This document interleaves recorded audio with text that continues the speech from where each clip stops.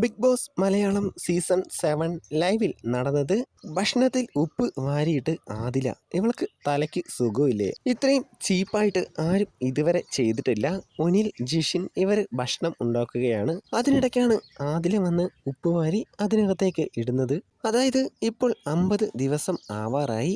അപ്പോഴാണ് ആദിലയുടെയൊക്കെ തനി സ്വഭാവം, അതായത് കച്ചറ സ്വഭാവം പുറത്തേക്ക് വരാൻ തുടങ്ങുന്നത്. ഹോട്ടൽ ടാസ്ക് നടക്കുകയാണ് എന്ന് വേണമെങ്കിൽ പറയാം.